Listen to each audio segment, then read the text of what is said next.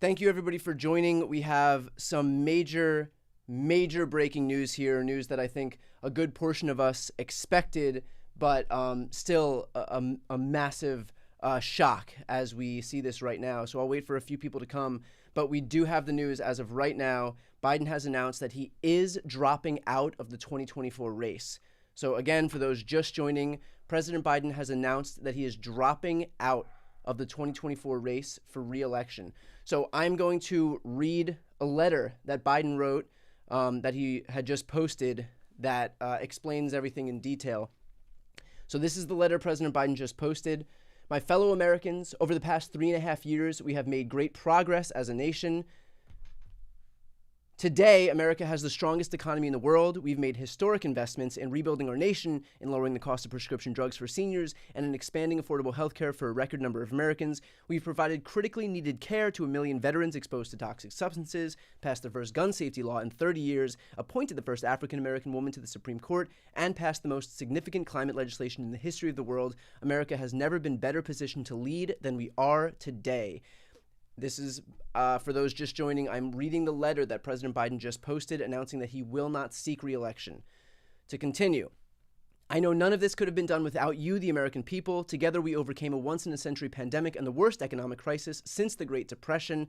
We've protected and preserved our democracy, and we've revitalized and strengthened our alliances around the world.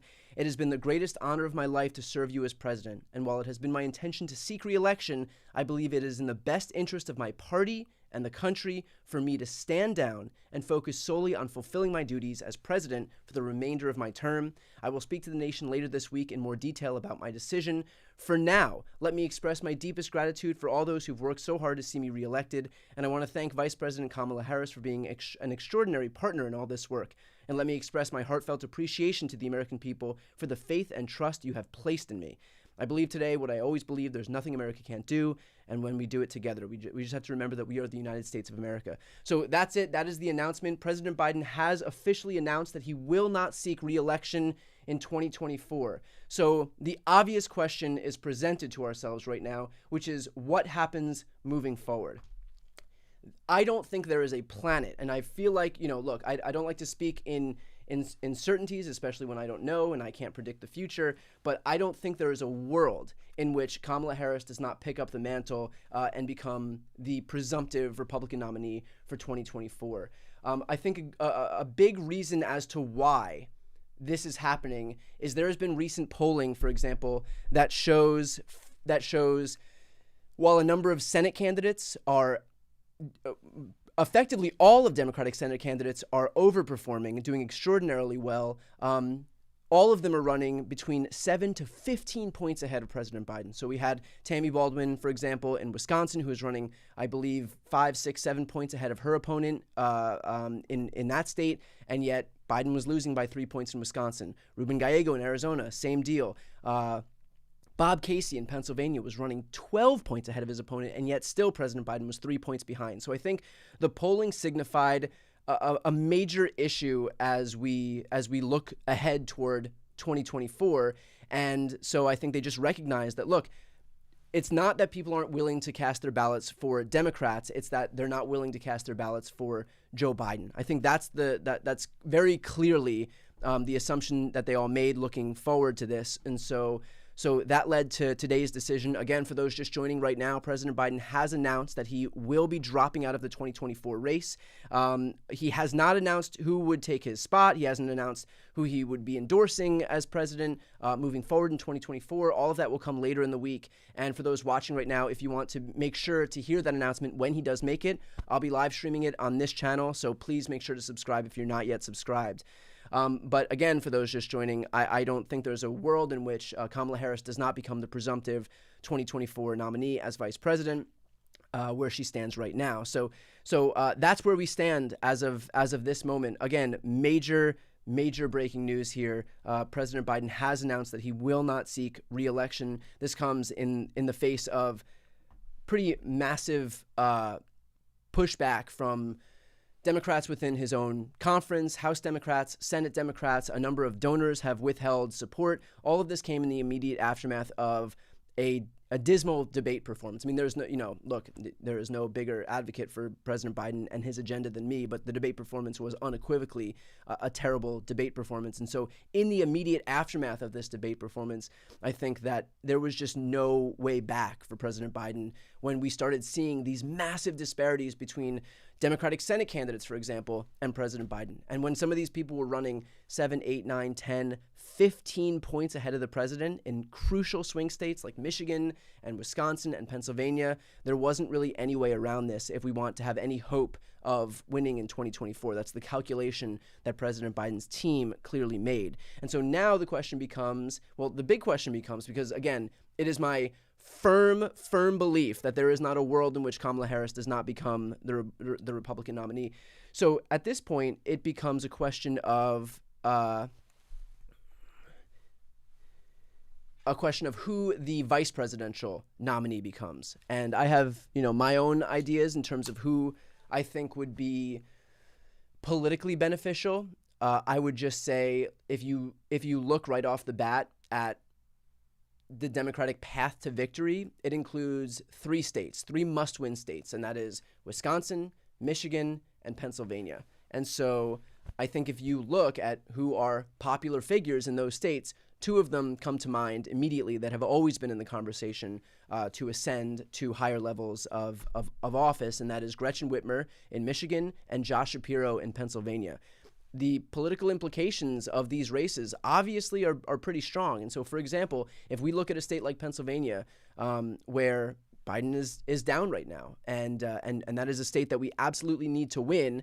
Otherwise, we're looking at some combination of Arizona and Nevada, or Arizona and Georgia, or Georgia and Nevada, which is a much heavier lift than Pennsylvania, which Democrats, have a much better chance in. Having someone like Josh Shapiro there would deliver a major electoral benefit to a ticket alongside Kamala Harris. Or, for example, if you were looking at Michigan and you have someone like Gretchen Whitmer, and we have an all-female ticket, for example, that would also deliver major electoral benefits. So we will see what happens on that front. Again, for those just tuning in right now, President Biden has announced that he will not be seeking re-election in 2024. I know there's a lot of people just joining that want to be brought up to date here. So I'm going to read just a few sentences from President Biden's letter for those just joining. It has been the greatest honor of my life to serve you as president, and while it has been my intention to seek re-election, I believe it is in the best interest of my party and the country for me to stand down and to focus solely on fulfilling my duties as president for the remainder of my term. I will speak to the nation later this week in more detail about my decision. For now, let me express my deepest gratitude to all those who have worked so hard to see me reelected, and I want to thank Vice President Kamala Harris for being an extraordinary partner in all of this work. I think it's probably noteworthy that he name-checked Kamala Harris in his resignation, or not resignation, in his letter announcing that he wouldn't be seeking re-election. So, I think at this point it'll be up to him, the Democrats, the rest of us to do everything we can to elevate Kamala Harris if and when it's announced that she will be picking up the mantle as the next Democratic nominee for president. I should also note that I interviewed her just a few weeks ago, and she was extremely effective at prosecuting the case that is abortion rights, women's reproductive rights in this country, which, if it wasn't for the age issue, would be the principal issue facing us right now. So, she's been going across the country and really prosecuting this case about how women should have reproductive rights. She's been talking to young people, which is, obviously essential to Democrats' hopes of being able to have the coalition that we need to win in 2024. So I think she is really well positioned in terms of a messenger here to be able to get this this narrative back on track, so that we are not solely watching the media in this country litigate the question of whether President Biden is too old, which, to be clear, would have been the defining issue as we head toward November, at least as far as the mainstream media is concerned. I know that on my channel, I've been trying to keep my eye on the ball and focus on Project 2025 and the dangers that Trump poses and what he's been promising, and the risks that are posed in terms of women's reproductive rights and contraception and IVF if Republicans if Republicans take control. But my channel is just one drop in the bucket that is the larger media ecosystem, and there was no way to drown out the interminable noise regarding President Biden's age that has just been on, an issue that's on repeat as far as the media is concerned. So the fact that he is now dropping out of the 2024 race will allow us to kind of recalibrate and make this election a few things. It'll be, one, a referendum not on someone's age, but rather on the issue of abortion rights, which has been a massively politically beneficial issue for Democrats. Because if you look at Kansas and Kentucky and Virginia, Alabama, Democrats have been overperforming in every race across the country as the direct result of Dobbs since it was handed down. So there's that, and there's the fact that Kamala Harris is a prosecutor. And Donald Trump is a convicted felon who's still facing other indictments in other cases. So the fact that we have a prosecutor who's got a history of prosecuting criminals and the other guy is a criminal, I think that she'll be able to, to use this word, no pun intended, but to prosecute this case against Trump much better than if this race was, again, just a referendum on Joe Biden's age. For those just joining in right now, because the numbers are increasing pretty rapidly, again, we have just gotten news that President Biden will not be seeking re-election in 2024. So that is the major news that was just handed down. It has been reported that this was expected today. So at this point, I think that the only move moving forward is that we should expect Kamala Harris will be the presumptive nominee moving forward.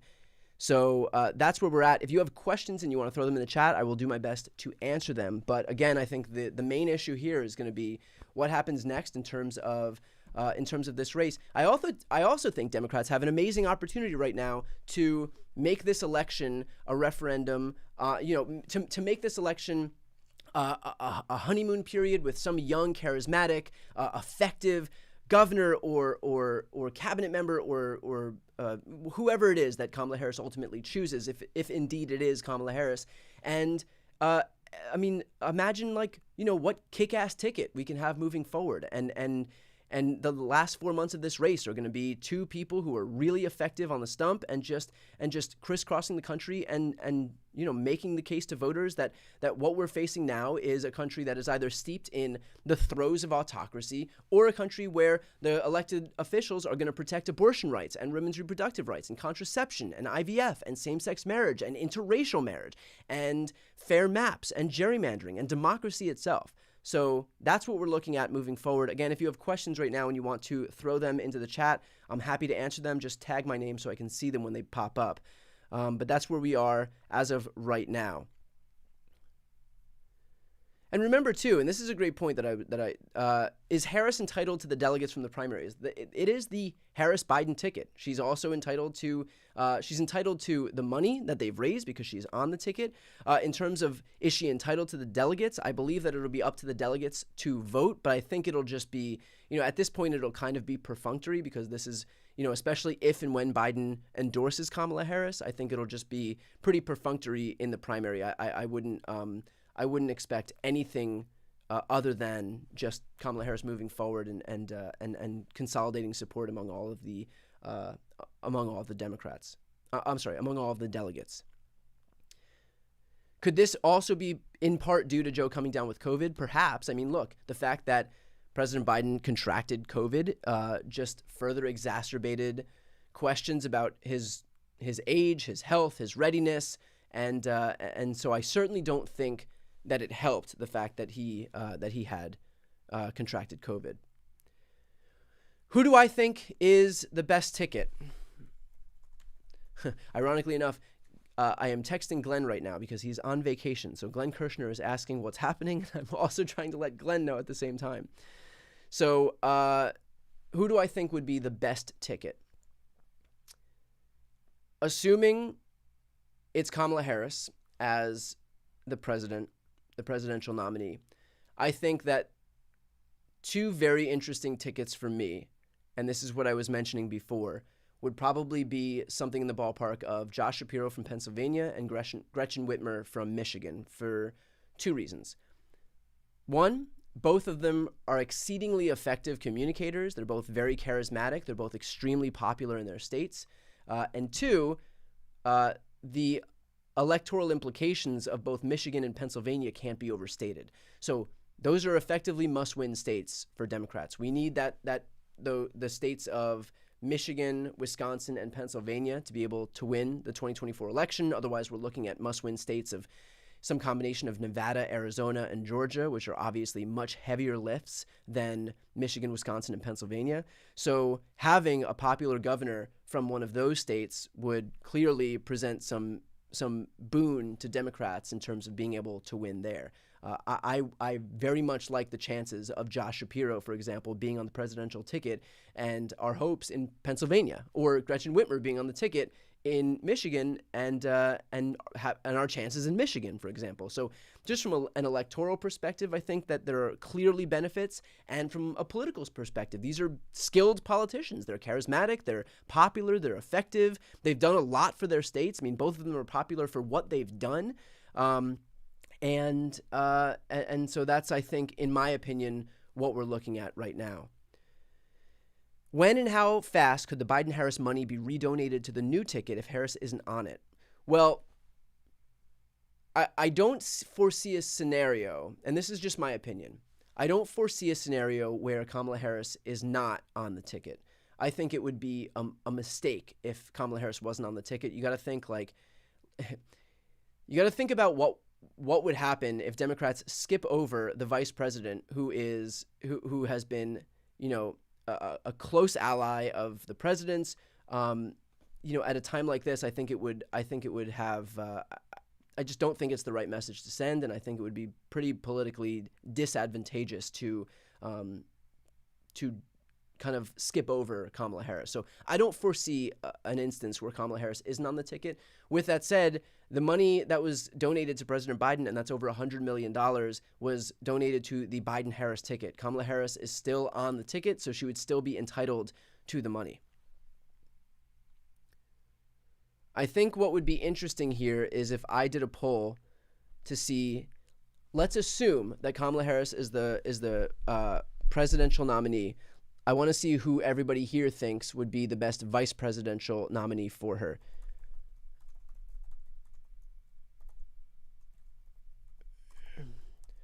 So if Kamala Harris is the president, who should be the vice presidential nominee? Let's say Josh Shapiro, then Gretchen Whitmer, Gavin Newsom. Let's see who else has been one of the more talked about names. Give me, let's see. Oh, Andy Bashir. Okay, so I started that poll right now. So if you would like to vote, go ahead to the poll. I think you just have to be a subscriber to the channel to be able to participate in the chat. So it does not cost you anything, and it's a great way to support my work, these live streams, whatever it is. So I did have a question in the meantime.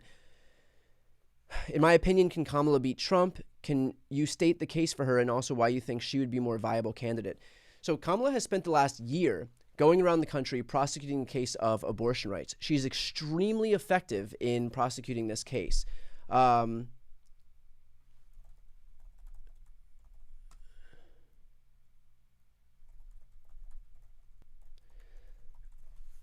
She has been extremely effective in prosecuting the case of abortion rights, which should be the number one issue that we focus on in this election. Remember, every election since Dobbs was handed down, Democrats have largely overperformed, including winning races or referendums in Ohio, Kentucky, Kansas, Virginia, Alabama. So I think that there it is. He has endorsed Kamala Harris to become the Democratic Party's nominee. So that is more breaking news right now.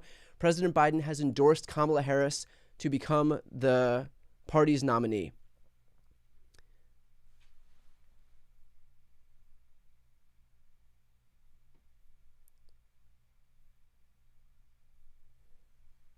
So now it's on. Kamala Harris will be the Democratic Party's standard bearer, and we are looking toward some news here in terms of who she chooses as her VP pick. This will largely here, okay, so Once this poll is done, and I'll give it a few minutes, I'm going to change a couple names because I see that Andy Bashir, for example, is largely underperforming. I see Gretchen Whitmer is underperforming. So at this point, I also want to change up a couple of names because I think Pete Buttigieg should be on that poll and Mark Kelly should be on the poll. So I'm going to end this poll, and I'm going to make one more vice presidential poll. So VP pick for Kamala Harris. Let's do Pete Buttigieg, Gavin Newsom, Josh Shapiro, and Mark Kelly. This will be the poll that I pay particularly close attention to. So we have about 20,000 people watching right now. Please take a second and vote in this poll because I'm very, very curious to see who you think would be an effective vice president for Kamala Harris here as we head toward a very different 2024 election news cycle than we had before.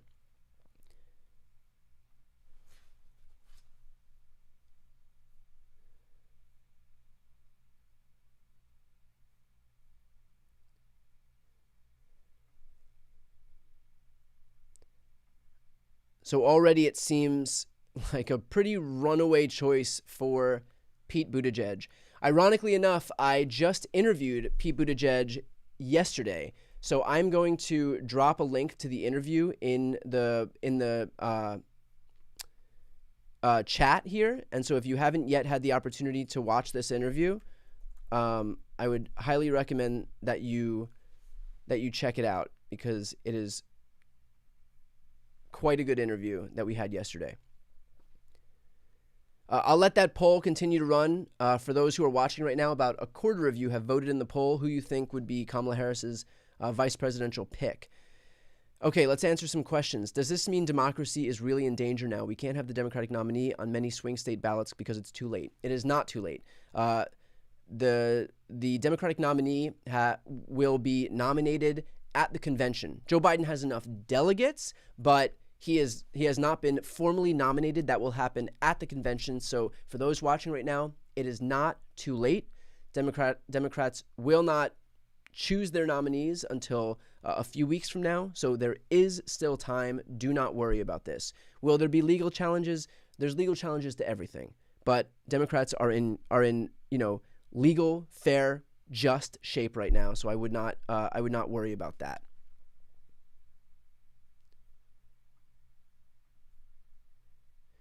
Newsom is in California. Would that be an issue? Yes, that would be an issue. You can't have a president and a vice president from the same state. Again, for those just joining, President Biden has announced that he's dropping out of the 2024 race. So I think at this point, and we do have confirmation from multiple news outlets at this point, President Biden has thrown his support behind Kamala Harris to lead the Democrats against Trump. So that's it. There is no inter-party dispute at this point. I'm sorry, intra-party dispute at this point in terms of who the Democratic Party's standard bearer is going to be. Let's see. I think we do have, yes, we have a tweet from President Biden himself. My fellow Democrats, I have decided not to accept the nomination and to focus all my energies on my duties as president for the remainder of my term. My very first decision as the party nominee in 2020 was to pick Kamala Harris as my vice president, and it's been the best decision I've made. Today, I want to offer my full support and endorsement for Kamala to be the nominee of our party this year. Democrats, it's time to come together and beat Trump. Let's do this.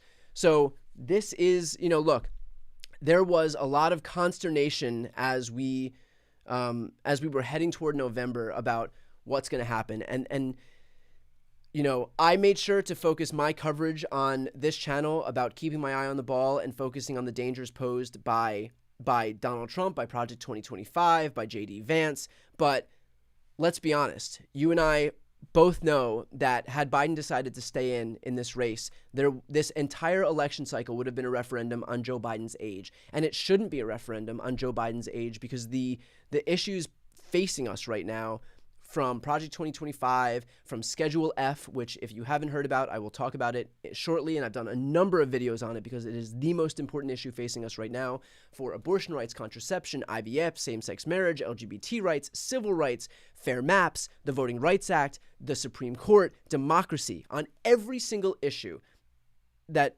is facing us, if Republicans took control, that would have been thrown to the wayside as far as our media is concerned, because they only focus on Democrats in disarray and horse race coverage. And so they don't want to focus on the issues. They want to focus on whatever, momentary news cycle issue there is right now. Having this race be a referendum on not Joe Biden's age, but rather the issues with Kamala Harris, who, yes, is a very effective communicator, especially on the issue of abortion, which has been her issue for the last year, I think will refocus the coverage of this race away from Biden's age, clearly, and onto the actual issues that are presented to us in this election. So now, instead of talking about President Biden's age for the next 4 months, we're going to be focused on the issue of abortion rights first and foremost, and on Donald Trump's criminality. Remember, Kamala Harris is a former prosecutor. Like, Donald Trump is a criminal and a convicted felon. And so who is better positioned right now to prosecute the next 4 months of this race, to prosecute the case for a second Democratic term, than Kamala Harris, who, again, as a prosecutor, is facing off against a convicted felon? As someone who supports unequivocally abortion rights and reproductive rights, is facing off against someone who has announced himself, who has taken credit for the fact that he is responsible for Roe being overturned. So we are very well positioned right now in terms of what the next few months are going to look like. Let's see. I'll try to answer some more questions as you have them. I feel like I just answered the question I just got, which was, how do I think this impacts Trump? Oh, actually, I didn't answer that. How do I think this impacts Trump and his campaign moving forward?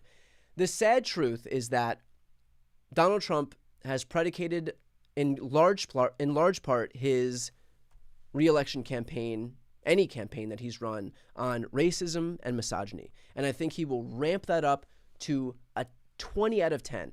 And so, that's going to rile up his base. But I think when the larger, broader electorate in this country sees what a vile, racist, misogynist campaign he's running in the final 4 months of this race, it is only going to serve to turn people away. And they can't help themselves. Donald Trump cannot help himself. So when he's facing the prospect of running against a black woman, you all know exactly the kind of campaign he's going to run, because he doesn't have any self-control. And the people around him are such raving, aggressively toxic, racist, and misogynist that they won't even recognize what they're saying and how it's going to be so off-putting to the rest of the country. So, in terms of how it impacts Trump and his campaign, I think that they're not going to know how to run this race, because they don't know how to reconcile continuing to throw out red meat to their base, which is largely the only people they even seem to care about, with the fact that they do have to reach other people and yet don't know how to communicate with them in a way that's not going to turn off people whose votes they need. Will Kamala debate Trump now? Kamala will want to debate Trump. Will Donald Trump accept? That's the right question to be asking. Will Donald Trump accept? Because if he does, then he's going against a really effective communicator. Again, someone who is a prosecutor, and if he doesn't accept, then he's going to be viewed as running away from her and too scared to debate. So he's going to have to get on that debate stage. Otherwise, he just looks like he's running scared from Kamala. He's going to have to get on that debate stage with her. And if he chooses to do so at the end of the day, she's going to wipe the floor with him, because she is a more effective communicator than him. Remember what we get when Donald Trump comes on stage. He had a dismal debate as well. Unfortunately, Joe Biden was so much worse than Donald Trump, to the point where nobody could even really focus on what Trump said. But without the issues that plagued Joe Biden, then Donald Trump's, incompetence as far as a debater is going to be put on full display. So that's where we stand. I think, in terms of the Kamala Trump debate prospect of all of this.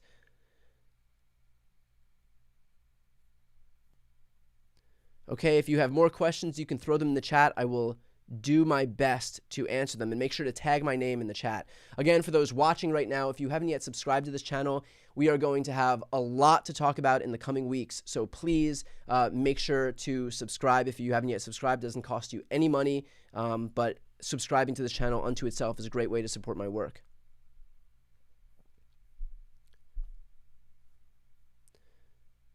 And again, if you have questions, please tag my name so I can easily see them, because there is a lot happening in the chat right now.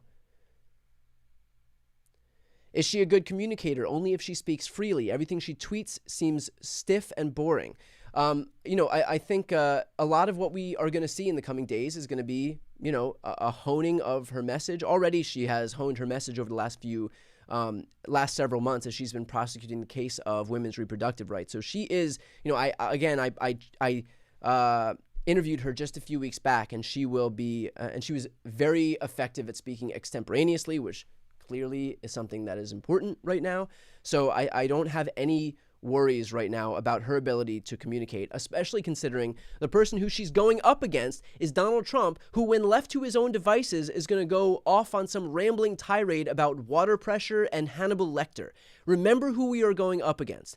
If it's Kamala Harris, who has been on the campaign trail for the last year prosecuting the case of abortion rights and all of the other issues, pertaining to democracy and the Supreme Court, versus Donald Trump, who, when left to his own devices, is going to go off on how Hannibal Lecter was a great American, about how we need more water pressure when we flush the toilets and take showers, about how,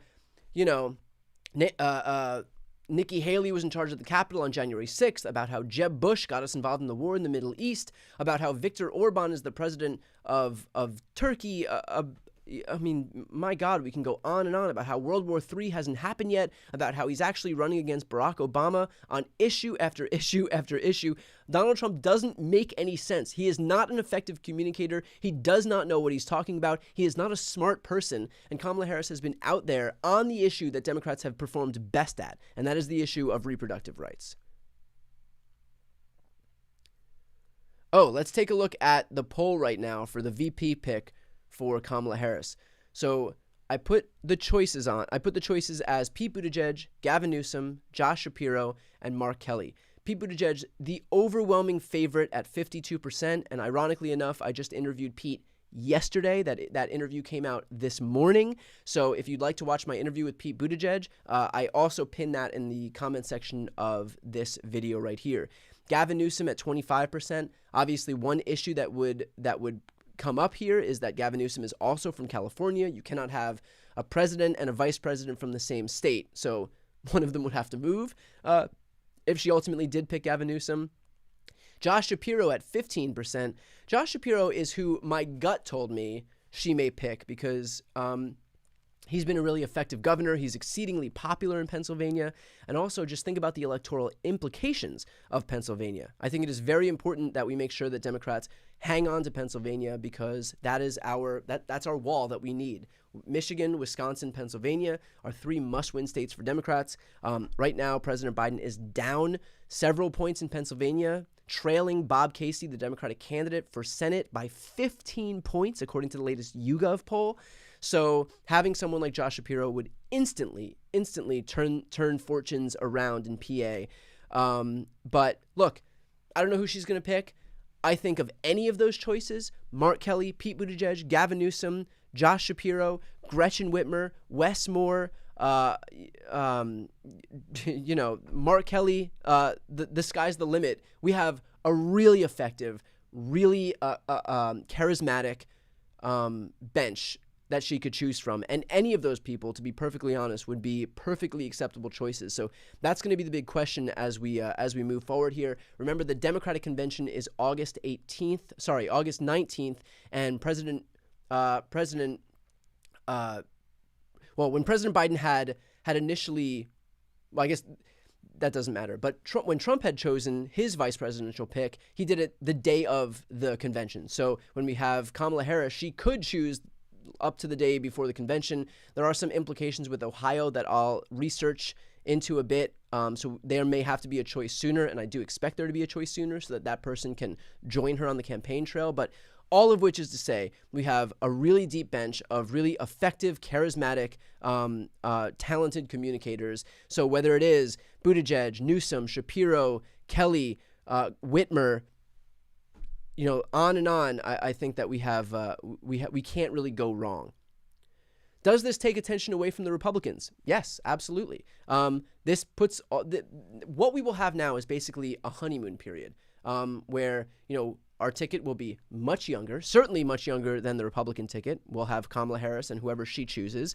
And at this point, it won't be just listening to breathless media coverage of Biden's age. It will be a focus on the actual issues that are presented to Americans in this election, which again, and I've done this list before and I'll do it again, and that is abortion rights, contraception, IVF, same-sex marriage, LGBT rights, civil rights, fair maps, which has been an especially important issue for me, democracy itself, the Supreme Court.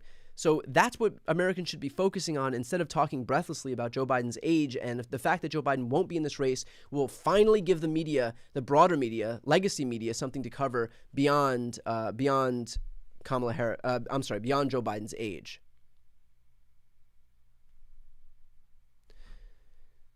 Do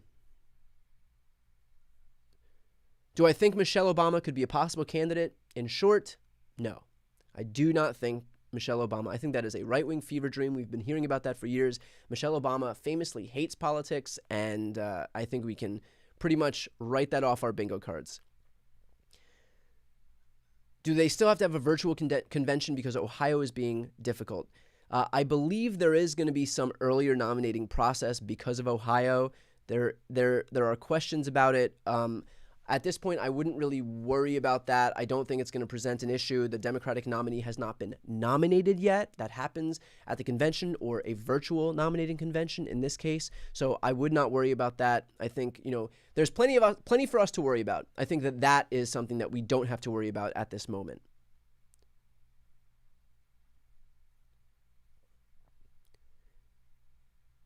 Will there be a Democratic primary? No. The primary is passed. Joe Biden has endorsed Kamala Harris. I think the party is immediately going to rally around Kamala Harris, and at this point, that she will be the Democratic nominee. I wouldn't anticipate any pushback whatsoever. Do I think Democrats will come after her next so they can put who they want on the ballot? No, I don't.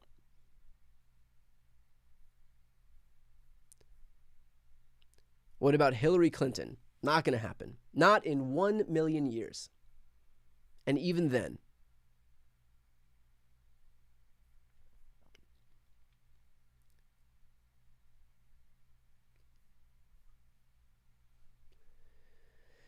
What does Biden dropping out mean for partners of the United States? Look, I think any Democratic ticket with Kamala Harris and anybody else for the partners of the United States, for our allies, is going to mean the exact same thing. We're going to have a presidential ticket. We're going to have an administration that defends NATO, that is united against Russia and China, which obviously Donald Trump and J.D. Vance are not willing to do. These people are in the pockets of Vladimir Putin and the autocrats of the world because Donald Trump himself wants to be an autocrat.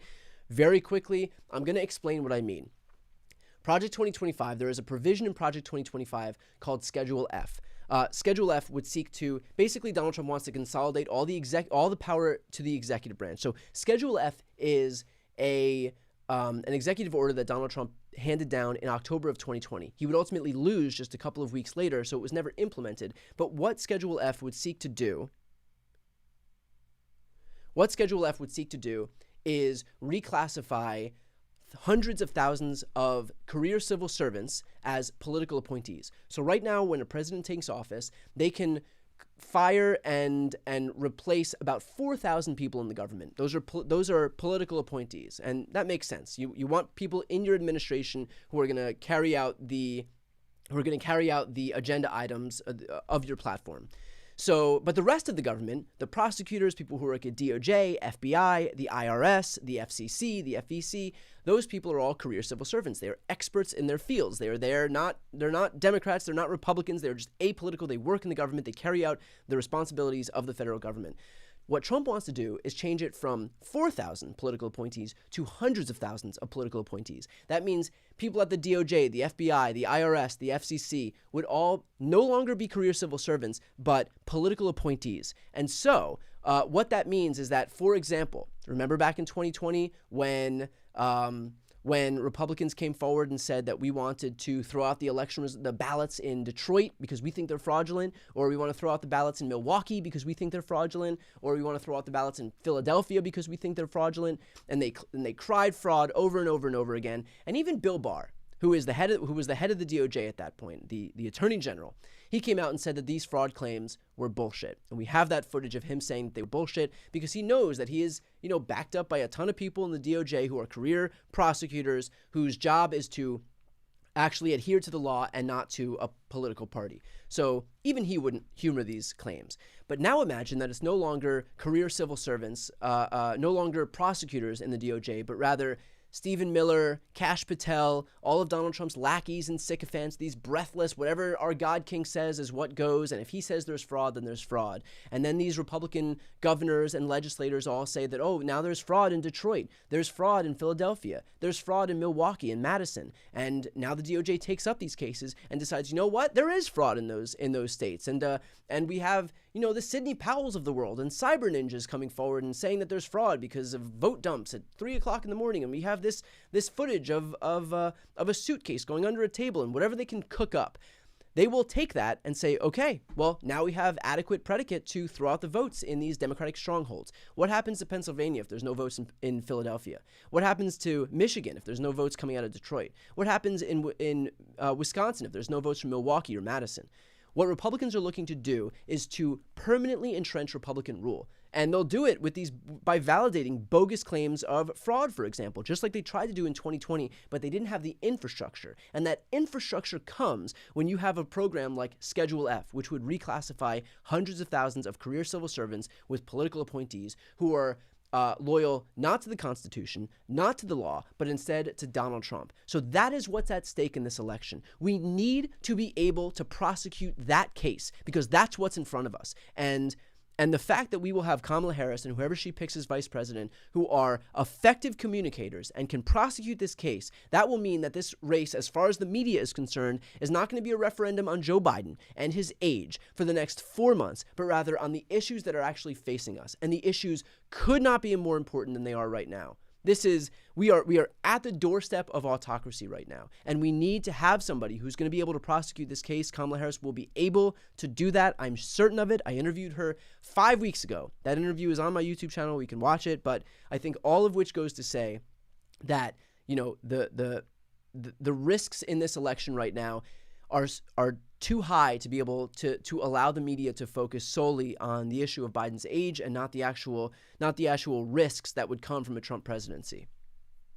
And I'm not sure how many people knew about Schedule F, but I will repeat that from now until the end of this election cycle because that is the most chilling part of Project 2025. It's the most chilling part of what we're facing as we careen ahead toward the prospect of a Trump term.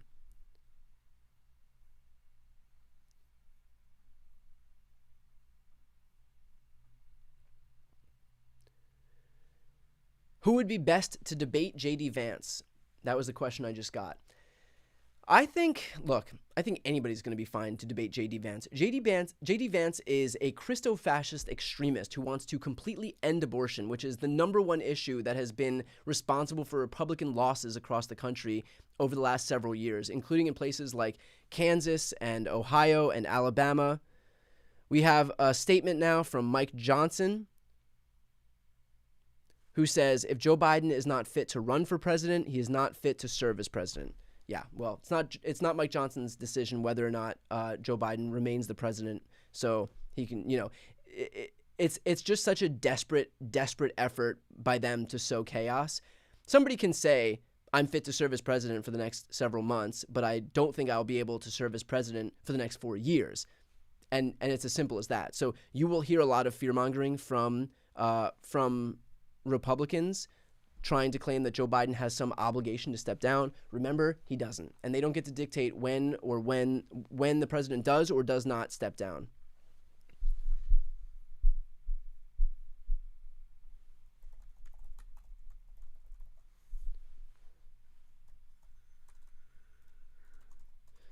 You can throw your questions in the chat and I'll be able to answer them right now. By the way, for those watching right now, I will be doing extensive coverage of all of this. So if you want to stay on top of this coverage or just, to show some appreciation for the channel and the stream, please make sure to subscribe. It doesn't cost you anything. It's just a great way to support my work. Do we feel Trump will attack Biden for dropping out and not accept Harris? Trump will attack Biden for everything and anything. It doesn't matter what Trump does. He's going to attack these people anyway. Republicans are going to attack Democrats anyway. We do not have to listen to Donald Trump. We don't have to listen to Mike Johnson. It's not up to them. They don't get to dictate what Democrats do or when they serve or when they drop out or when they resign or who runs in our election. So I think we can just put all of that to rest.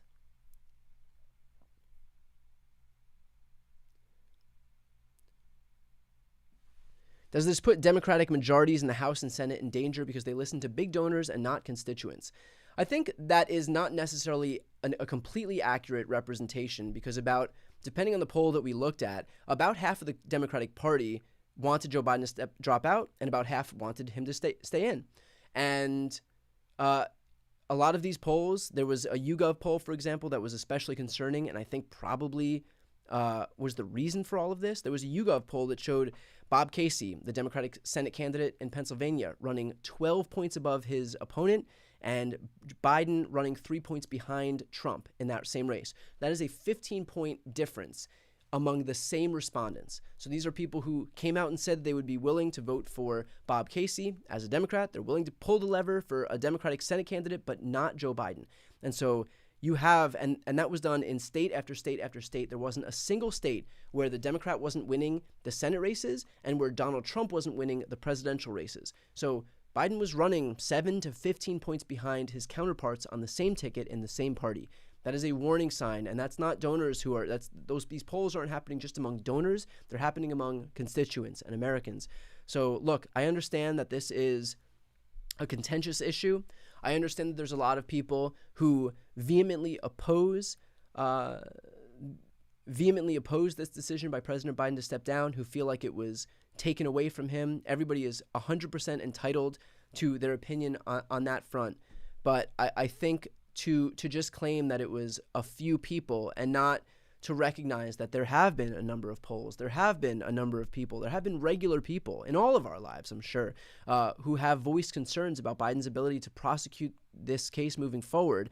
That it's not just the donors, that this is the result of, when 30 plus lawmakers came out in the House and said that they're not willing to endorse President Biden, his reelection campaign.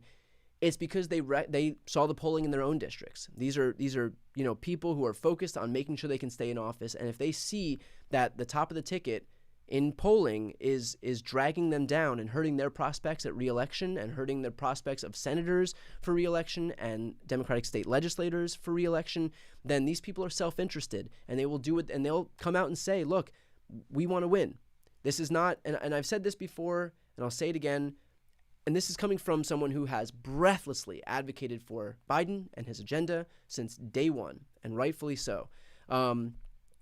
We are not a cult like the Republican Party is. We are not loyal to one person. It is the agenda that we want to pass, and whoever's going to be the best vehicle to get that agenda passed should be our priority.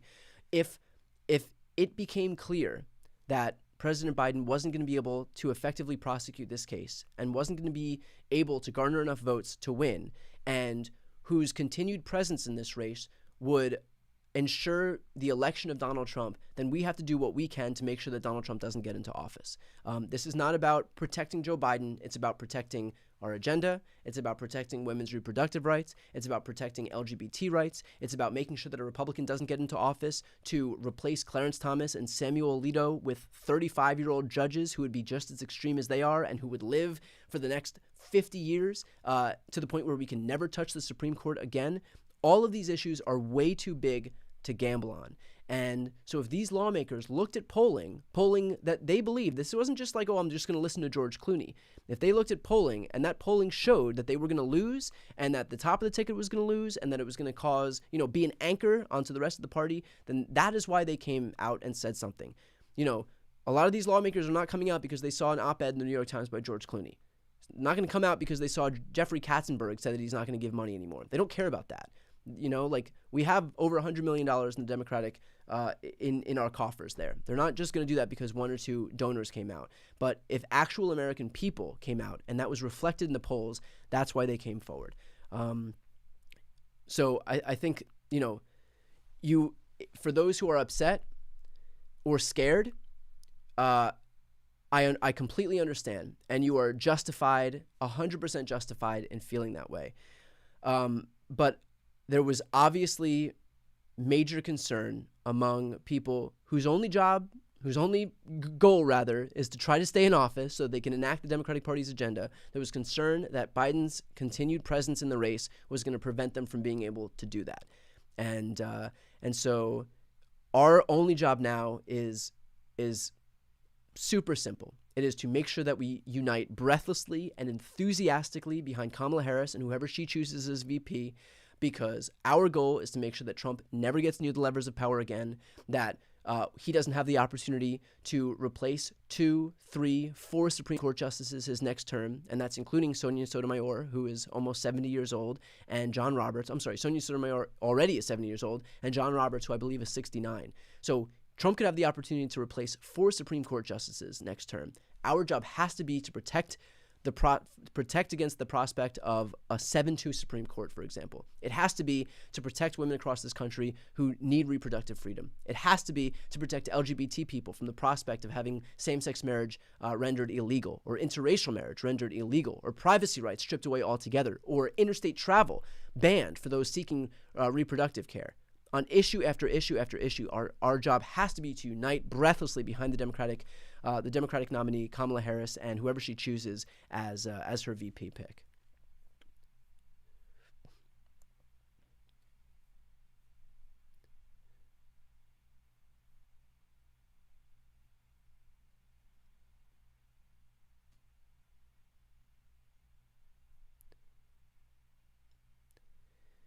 Is there any chance that Harris could stay the VP instead? A lot of us would prefer that. Look, I can't predict the future, but if I had to guess and put money on it, I would say no. Kamala Harris will be the presidential nominee, and I believe that's where we stand. That's where we stand as of right now. And I could not imagine a world in which she's not, especially considering Biden has just endorsed her.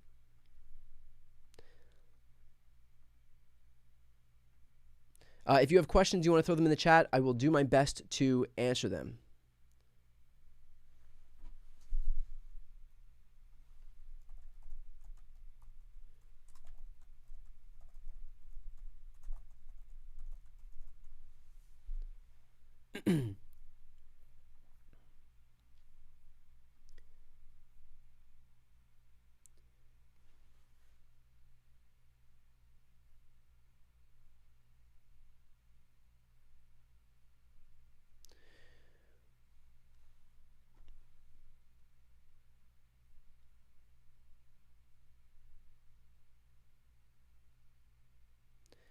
Biden resigning would be to Harris's benefit. She would get the incumbency advantage technically.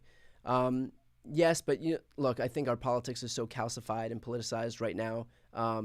Anyway, I don't think that there's any loss of name ID for Kamala Harris. I think that, look, here's the truth. I think it was very difficult, clearly, for President Biden to accept the fact that he would be stepping down. And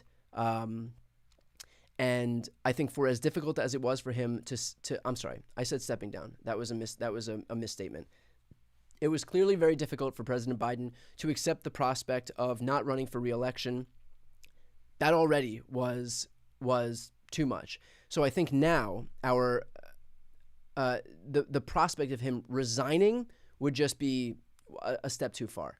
So I think already for him to accept the decision, make his decision that he wouldn't be running for re-election was hard enough and took several weeks.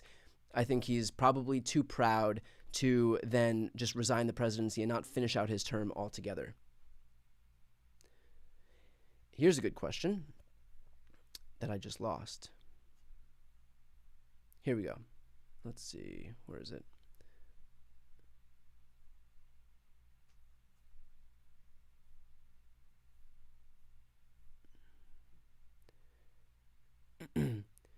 Who do I think would be the best VP pick? Not asking for an endorsement on my end, just who do you think would be the best to serve our country?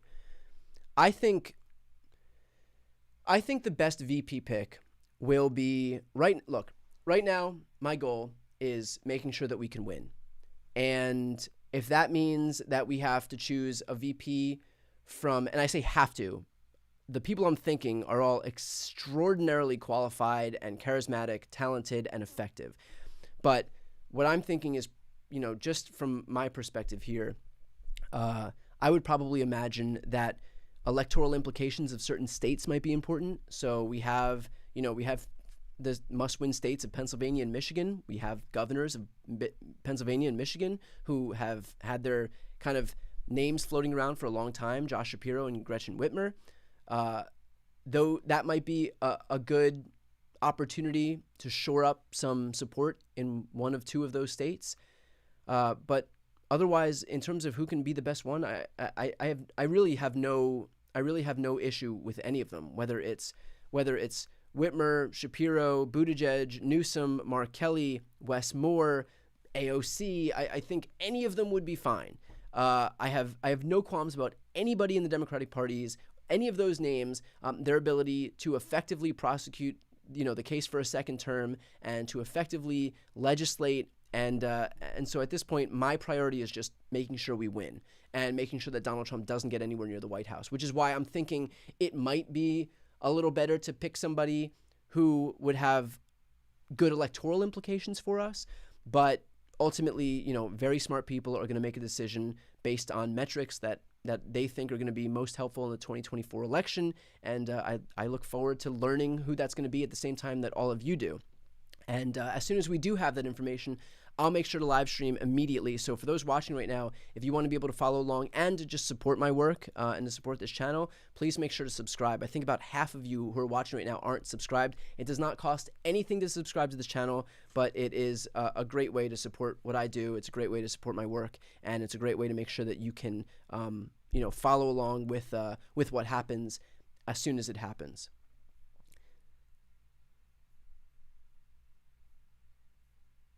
Let's see. I'll try to keep answering questions.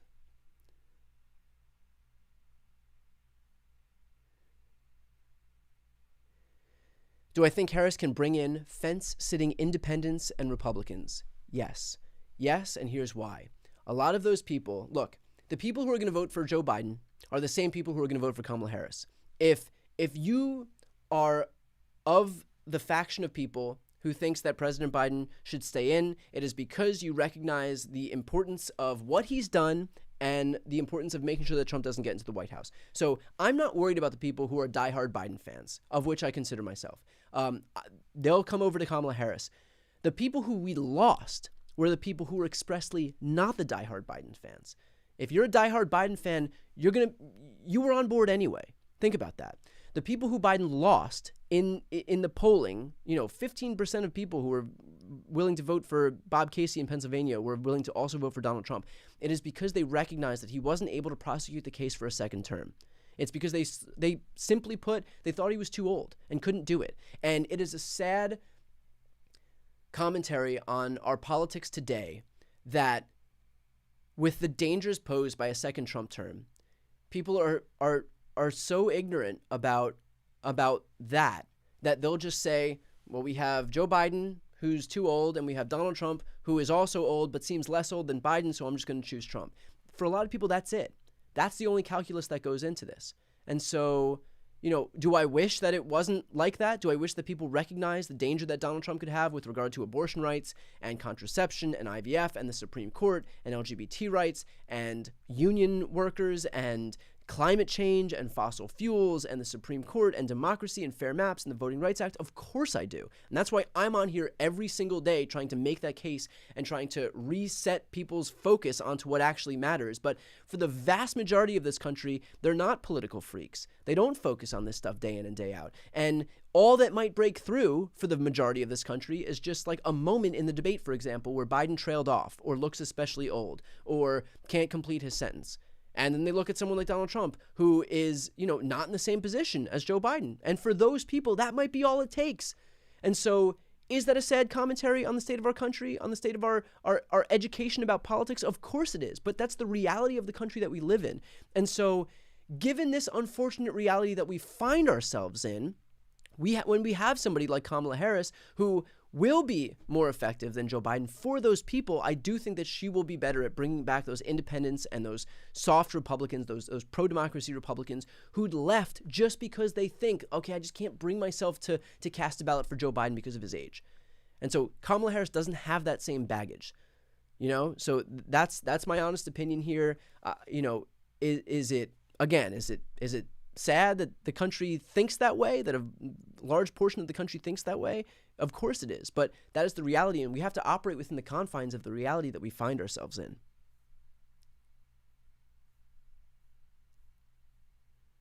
Is Joe Manchin an independent out of the question? Yeah. I don't think there is a world in which we would subject ourselves. Think about the last few years of how much ire Joe Manchin has brought us. The prospect of Kamala Harris elevating Joe Manchin to the vice presidency and just subjecting us to also, like, what's Joe Manchin's constituency? Really? Like a few Southern Democrats in West Virginia? Like, there's no one who loves Joe Manchin. Joe Manchin, Republicans liked Joe Manchin because he was a thorn in the side of Democrats, but they would never vote for Joe Manchin above a Republican. That's why Joe Manchin dropped out, because he knew he couldn't beat a Republican. So he might have support among Republicans just, relative to other Democrats, but like they're never going to choose Joe Manchin above a Republican. And then among Democrats, he's just been a big pain in the ass. So I don't think Joe Manchin really has a constituency. So yeah, I think we can pretty clearly write off the prospect of a Joe Manchin vice presidency.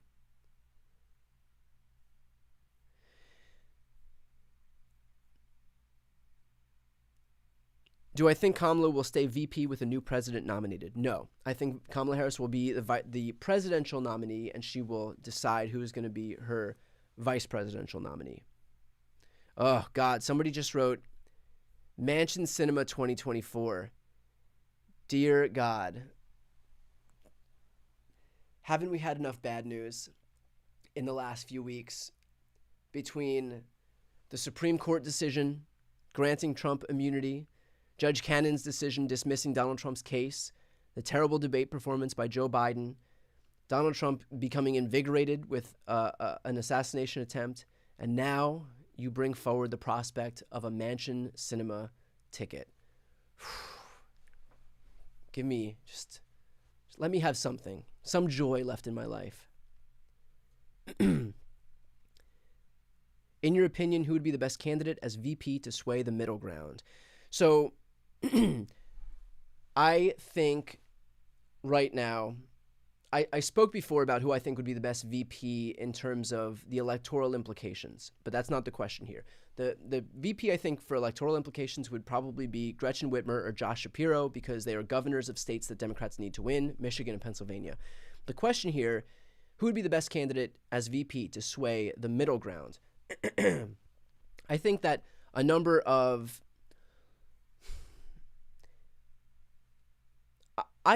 to be perfectly honest, I don't think that you have to equate. I don't think you have to do the whole moderate thing. I don't think you have to get like some bland, vanilla, Tim Kaine-like moderate from some, whatever, I just don't think you need to do that. If you look at who's won the Democratic nomination, aside from Joe Biden, because he was taking over from Donald Trump, but if you look at the people who've won, I mean, these have not been bland candidates. Donald Trump won in 2016. Barack Obama, a little-known black junior senator from Illinois, whose middle name is Hussein, won. I don't think you need to just find some bland candidate for the sake of a bland candidate. I think you just need to find one who can effectively prosecute the case, who is charismatic, talented, eloquent, articulate, and I think all of the Democratic potential VP picks have that. Pete Buttigieg has that. Gavin Newsom has that. Josh Shapiro has that. Gretchen Whitmer has that. Wes Moore has that. All these people could do it. So I don't think that it's going to be like, what vanilla candidate can we find that's going to be like palatable to suburban dads in Indiana. Like, I don't think we have to do that. I don't think we have to relegate ourselves to that. I think we find somebody with heart and who's able to effectively communicate and make the case for themselves and has some passion. I think that's what's missing in all of this. We want to be excited for the ticket, whoever the ticket is. And I think it doesn't have to be somebody boring. It doesn't have to be somebody who we think is electable to other people. Who's electable to us? If it's somebody who's passionate and that's Gavin Newsom, great. If it's Pete Buttigieg and he's passionate and we want to vote for him, great. If the passion of Josh Shapiro or Gretchen Whitmer or any of these other candidates shows and we want to vote for them, that's what we need. It doesn't have to be somebody who we think is electable. If we're willing to vote for them, then they're electable. Nobody would have looked at Barack Obama, a decade ago and said that a skinny black guy whose middle name is Hussein, who is a junior senator from Illinois, who really nobody knew was going to be the most electable. You'd be crazy if you came out and said that. So I'm not worried about electability as much as I'm worried about these people's ability to show how charismatic they are, show how talented they are, show how articulate they are, and show how passionate they are about this stuff. That's what people need. Give us somebody to get excited about. Give us somebody who's going to go out in the campaign trail and be able to get people on board. We've seen it work in the past. Look, for as much as we hate it, Trump did it with his base. Barack Obama did it with his base. So we can still have that. We don't have to just worry about what we think might, qualify as electable, which, in a little bit of an outdated model is just like a bland, boring white guy from some, southern state who we think is going to bring on board, Republicans like that. I just don't think that's it. I think that if we find somebody like Joe Manchin, for example, from West Virginia, do you think we're going to win West Virginia if Joe Manchin's on the ticket? No, of course not. So find somebody who's passionate. Find somebody who can make the case to the American people and bring them on board and get them to believe in something. And if we do that, then I think that we will have done our jobs.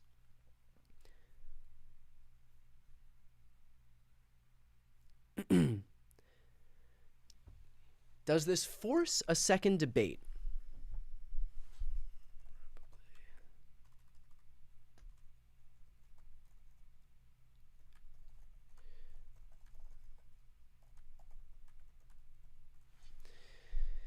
So, would this force a second debate? I think this does put Donald Trump in a position where it would be really hard for him to avoid a second debate. Here's why I say that. Let's say Donald Trump wants to not debate Kamala Harris. Well, then the media cycle is going to be Donald Trump too scared to debate Kamala Harris.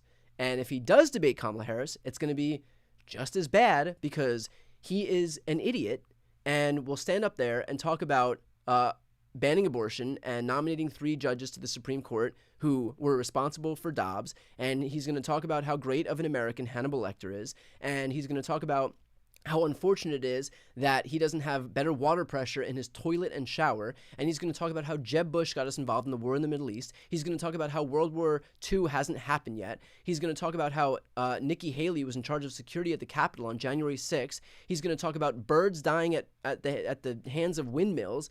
Like, the guy is an idiot. I don't know how else to put that. And the only reason that we're not talking about that more is because Biden's age was so much of a shiny, deflection for the media that's all they could, distraction for the media that's all they could focus on. But when age won't become an issue any longer, and the focus is back on the fact that Donald Trump is a rambling moron whose thoughts are nothing more than errant synapses firing in his brain and just leading to some random barrage of nonsensical words falling out of his face in some stream of consciousness that nobody knows what the hell he's talking about, then that's going to be a much better situation for Democrats. And Kamala Harris is an effective communicator. So, either way, Trump is going to be in a tough position here as far as the debate is concerned.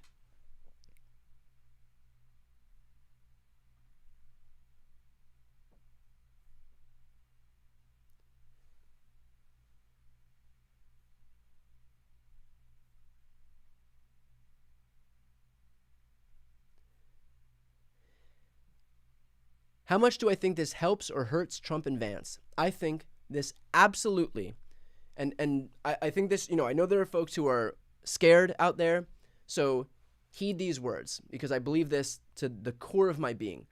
This absolutely hurts Donald Trump. Trump and Vance would have gotten a free pass from now until November because all the media is capable of talking about is Joe Biden's age. I've been on here every day sounding the alarms about Project 2025, about Schedule F, about consolidating power in the executive branch, about not allowing Donald Trump to name several more Supreme Court justices. I've been focused, but that doesn't change the fact that the media, that the vast majority of this country watches is focused relentlessly, breathlessly on Joe Biden's age. Had Biden not dropped out, the issue of this election for the last 4 months, as voters head to the polls, would have been the issue of Joe Biden's age. Period, full stop. That's off the table now.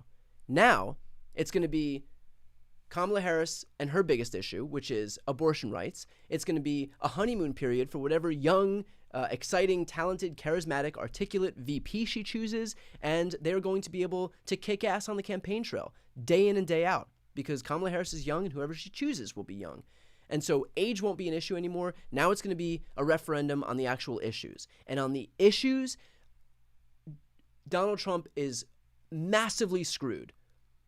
This is a guy whose VP just scrubbed from his website a section entitled End Abortion. This is someone with Donald Trump who's come out numerous times and said, I'm responsible for Roe being overturned. Is that somebody? Is that a ticket that wants to make this election a referendum on the issues? Absolutely not. But given the fact that Kamala Harris is now going to be the presidential nominee, that's going to be the issue that we focus on moving forward. That's going to be what this campaign is a referendum on. No longer Joe Biden's age, but rather the issues that are presented to us.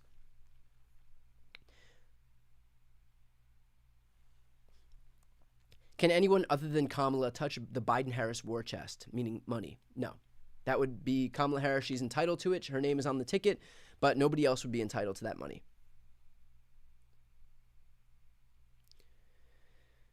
Do I think Kamala will pick a woman to reinforce a women-led ticket? I think that could be interesting. I would like to see Amy Klobuchar. That was a question we just got.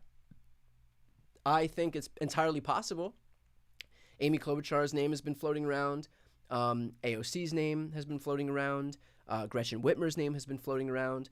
It's, look, I'm sure there's a ton of internal polling that you and I are not privy to, and I'm sure they're looking at that, they're looking at that on a minute-by-minute basis at this point. So we'll see. Hopefully whoever she chooses is selected because they recognize that that person is going to be, have a good chance in the states that we need to win, is going to deliver a massive electoral benefit to the Democratic ticket.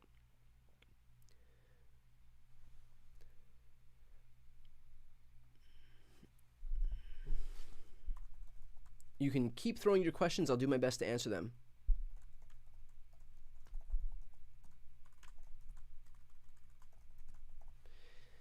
One quick question before we go on. We've been going for about an hour and a half now.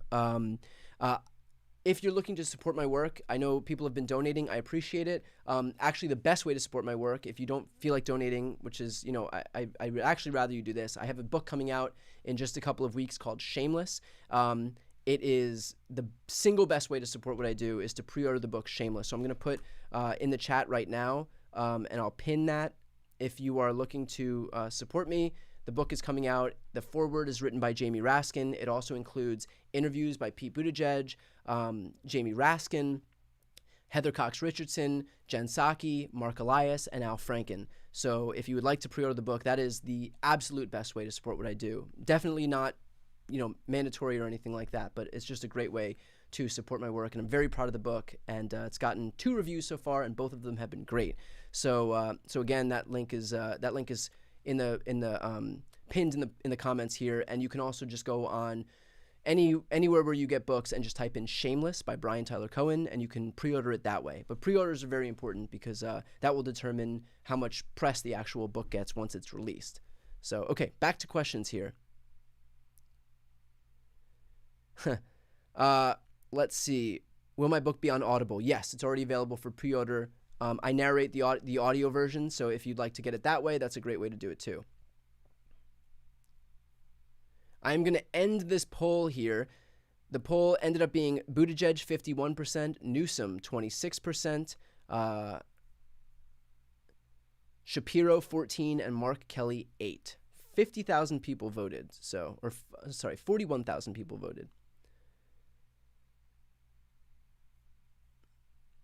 Any reason why it shouldn't be Shapiro? No, there's no reason why it shouldn't be Shapiro. But there are a lot of other people who are vying for this spot, and I'm not privy to Kamala Harris's thought process here. But in terms of a reason why it shouldn't be Shapiro, no, he doesn't have any obvious pitfalls or anything like that. He's young. He's been really effective as the governor of Pennsylvania, and he's an exceedingly articulate and charismatic speaker.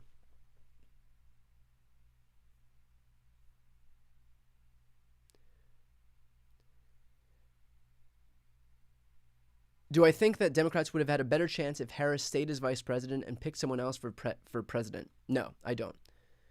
I think that there are dangers to skipping over someone who's been, a loyal vice president for the last 4 years. Don't those age issues now work against Trump? Absolutely. Now he's the, ranting, raving, crazy, almost 80-year-old running in the race, and he's going to be running against Kamala Harris, who is 59, so she's 20 years younger than him. So now the age question is a referendum on Trump.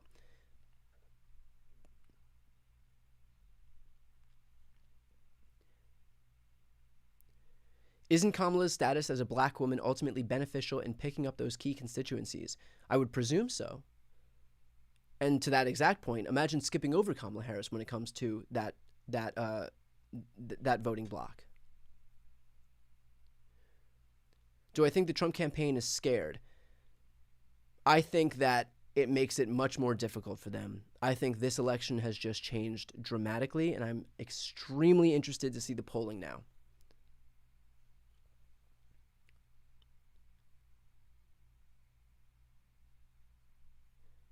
Do I think Hakeem Jeffries would run for VP? Would he be a good candidate? I don't think he would ever do that, and I don't think he delivers too much of a electoral benefit either. His name hasn't been in the ring. I think he wants to be Speaker of the House, and he's from New York, and I don't think Democrats have any problem, getting New York tied down. Mark Kelly could possibly bring Arizona over. Yeah, he could. Just like Josh Shapiro could possibly bring Pennsylvania, Gretchen Whitmer could possibly bring Michigan. There's a lot of people from a lot of different states. I think in terms of the ease of which, in terms of the states, which state is going to be the easiest, it's probably not Arizona. It's probably Pennsylvania or Michigan. But again, who knows if she's going to pick a vice president just because of the electoral implications of her pick.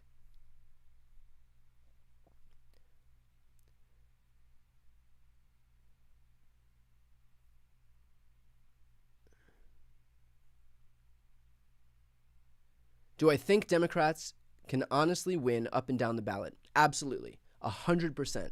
If you look at the last few years, how Republicans have underperformed and Democrats have overperformed, that was before we had Project 2025. That was when it was just a referendum on abortion, where Republicans have become more extreme. Now we have Project 2025. Now we have the consolidation of power in the executive branch. Now we have eliminating the Department of Education, banning mifepristone, the abortion medication, having a nationwide ban on abortion. So yes, absolutely. I believe to the core of my being that Democrats can win up and down the ballot. I wouldn't be doing this if I didn't.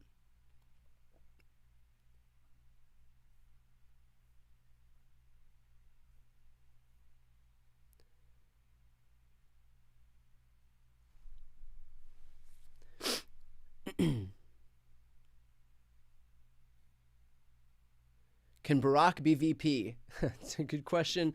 No, he can't. Barack can't be VP because he would have to take over as president in the event that the president can't discharge their duties anymore, and he's already been president for 2 terms, which means he's term limited. Taylor Swift for VP. That would probably be really effective, to be perfectly honest.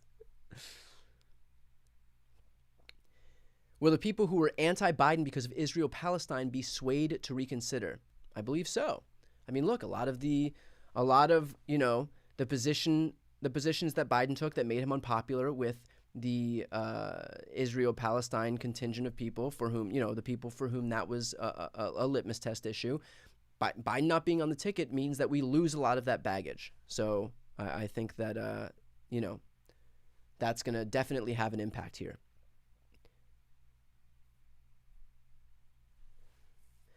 Could there ever be a Republican VP with Kamala? Just curious if this has been done and what your thoughts on it are.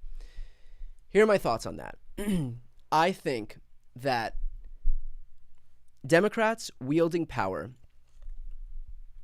should not mean that Democrats are going to immediately cede that power to Republicans. In Republicans' ideal world, they have the most extreme members of their party running on a platform of enacting the most extreme agenda in history. Our equivalent, our ideal world cannot be that we immediately cede control to the right. We have to be proud of our platform. We have to be proud of what we can do as a party. We have to be proud of the accomplishments that we've just accomplished over the last 2 years with a Democratic ticket, whether it's the Inflation Reduction Act, the American Rescue Plan, the CHIPS Act, the PACT Act, the Infrastructure Law, the Gun Safety Law, reauthorizing the Violence Against Women Act, codifying marriage equality, adding 16 million jobs, bringing unemployment down to its lowest point in half a century, bringing inflation down, making sure that wages are outpacing inflation. That's stuff that we did with Democrats. That's the agenda that Democrats have to run on. I think that, if you look at what Democrats are running on now, which is protecting reproductive rights, making sure to combat climate change, making sure that all workers have a livable wage, supporting unions, ending our reliance on fossil fuels, making sure that healthcare is affordable, getting the government to negotiate lower drug prices, making sure that the rest of our country has infrastructure that continues to be bolstered and upgraded on issue after issue. That's a platform we should be more than proud to run on. We don't need to compromise our values by bringing a Republican on the ticket when our values are shared by the vast majority of this country. Whether it's on healthcare, climate, guns, workers' rights, LGBT rights, abortion rights, all of those issues, Democrats are way more popular than Republicans on. In some cases, we have the support of 90% of Americans, like when it comes to issues on background checks, for example. 75% of Americans when it comes to issues of abortion rights. So we don't need Republicans. We have an agenda that we should be proud to run on. We have an agenda that has won over the last several years, and as more and more young people continue to have the right to vote, we will continue to consolidate support among Americans. So no, I don't think that we have to compromise our values by bringing on some, pro-business, anti-worker, anti-climate, waffling on women's reproductive rights, whatever it is, some Republican, when our agenda is already vastly more popular than any other Republican's agenda is going to be anyway.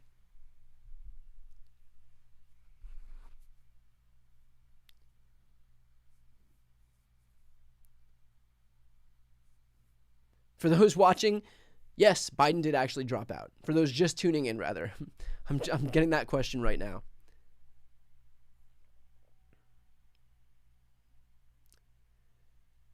So I will answer one more question here. Again, one last time, I would just ask for people.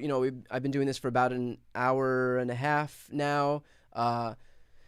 For people who want to support my work, support this channel, the best way to do that is either subscribing, which doesn't cost anything, or if you haven't yet pre-ordered my book, it's called Shameless. I pinned the link in the comments section of this video right here. So if you'd like to support me and get a great book as a result of it, please pre-order Shameless. That's my book that's coming out. The foreword is written by Jamie Raskin. It has interviews with Heather Cox Richardson, Jamie Raskin, Al Franken, Pete Buttigieg, Jen Psaki.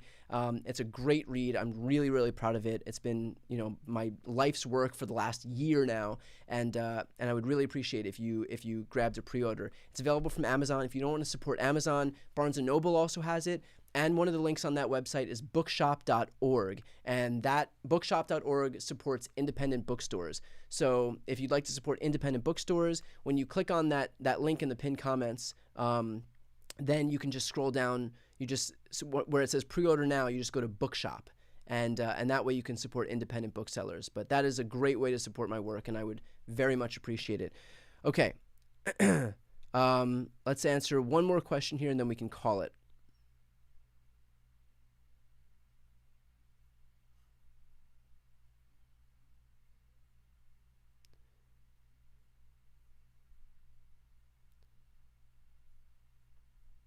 Let's see. I just got note that to share Trump's reaction. So let me see if Trump has reacted. That would be interesting. I do have one update. Bill and Hillary Clinton have endorsed Kamala Harris as vice president, for what that's worth. So that makes Biden himself, Both Clintons have both endorsed Kamala Harris. I expect full-throated, universal support for Kamala Harris at this point. Tim Kaine has come out and backed Kamala Harris. So we will just see an avalanche. Donna Brazile, former DNC chair, has backed Kamala Harris. We are going to see an avalanche of Democrats consolidating around Kamala.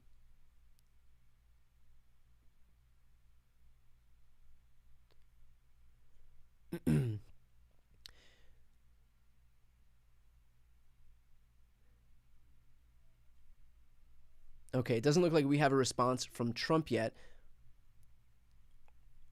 But in any case, I will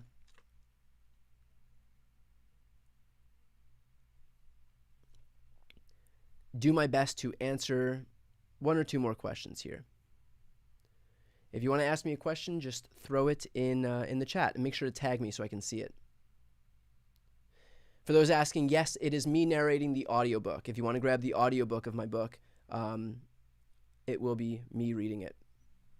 And thank you in advance. Let me know, by the way, in the chat if you've had a chance to pre-order. That would be super helpful for me to know if folks have pre-ordered the book or if they're pre-ordering it now. Someone asks, can I borrow your liver for the next 4 months? If you think that my liver is going to be better than yours, you must not know what I do for a living. You must not know the toxic stew that I am steeped in for 16 hours a day. I can assure you, of all the livers you might want to borrow, mine is the last one.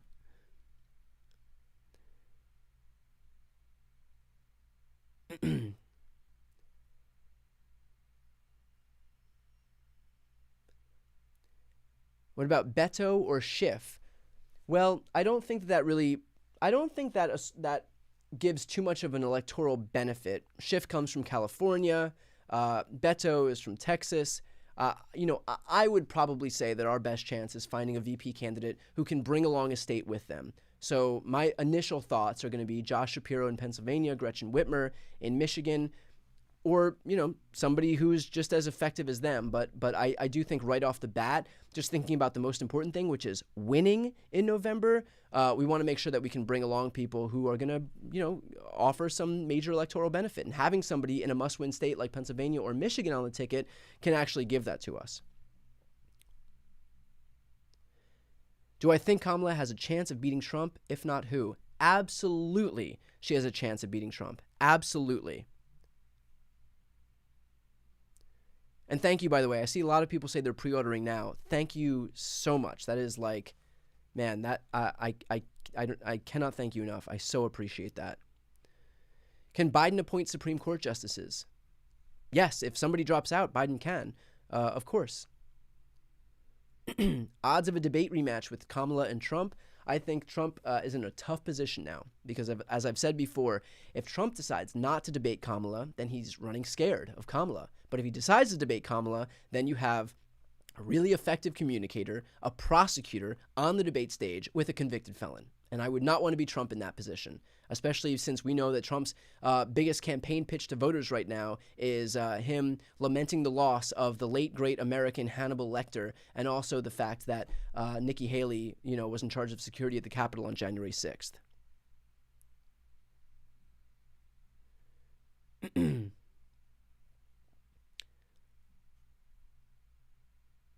Oh, let's see. I think we do have a post from Trump, I'm being told. So let's see if I can find it.